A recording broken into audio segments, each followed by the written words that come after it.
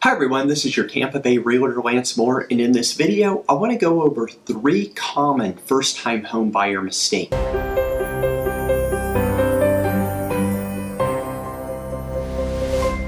So as many of you know, I've been in the business for over 20 years and I've literally helped thousands of first-time home buyers. I like helping first-time home buyers because it's such a scary process for a lot of people, and it's nice to really guide people and make them feel at ease. But there are 3 mistakes that seem to come up over and over and over again with first-time home buyers. Not just first-time home buyers, but for a lot of home buyers. So I don't want you to make these 3 mistakes. Mistake number 1 is not getting pre-qualified before you start the home buying process. So it's sort of like going to the grocery store without knowing how much money you have to spend. And you wouldn't do that, would you? Well, of course you wouldn't.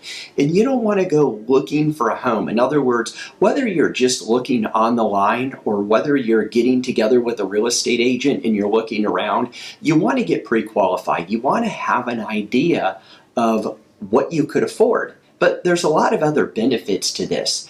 You want to know what you could afford, but you want to know what loan program you're going to be in. So you have what you could afford, the loan program. What about your down payment? How much closing costs are you going to need? Do you have enough closing costs?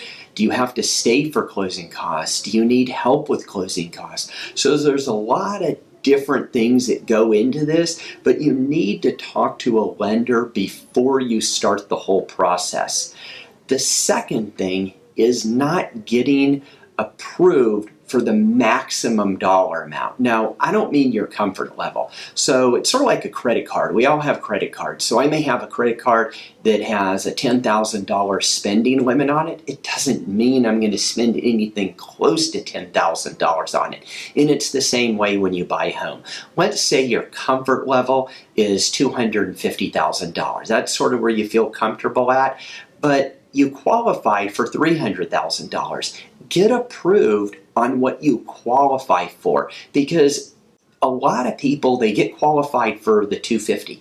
And then what happens if you don't like what you see at $250,000? You're bumping your range up. So maybe you get qualified for $250,000, but what you find is $275,000 or $280,000. You're just going to have to get requalified again, and you don't want to do that. Now, you would think the loan officer would know this, and most of them do. But there are a lot of loan officers, if you walk in and you say, hey, I want to buy a $250,000 home, they'll just say, great. Even though you're qualified for $300,000 or $350,000, they'll just put the qualification, the approval in at $250,000. You just want to take it to the max. Just look at it as a credit card.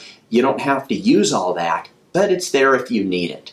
The third thing is thinking all real estate agents are the same. You're buying your first home, and it's really important for first-time home buyers to pick a real estate agent that really knows what they're doing, because you're going to most likely need a lot of hand-holding. You're going to not know what questions to ask. You want someone who understands the process, who's been in the business for a while, that knows what they're doing, that's going to teach you, that's going to educate you, because you can't just wait for the agent to tell you stuff. They may not know. You need to find an agent to know. When I meet a lot of first-time home buyers, well, pretty much every first-time home buyer, I always start off and I say, is there any questions you have, for me before we begin, when I sit down with them? And 9 out of 10 people will say no. And I say, I do understand. It's hard to ask a question when you don't know what to ask. So you need to pick an agent that knows what they're doing. Now, I'm going to put a bunch of videos up above here, and it's going to be in how to choose a loan officer, how to choose a real estate agent, and a lot of different videos for buying a home. So it'll sort of walk you through the process, because I'm not really sure where you're out in the country. If you're obviously in the Tampa Bay area, myself, my team, we would love to help you out. If you have any questions at all, don't hesitate to contact me or leave them in the comments below. If you like this video, do me a favor, give me a thumbs up and share the video to help other people. I wish you the best of luck. Have a wonderful day.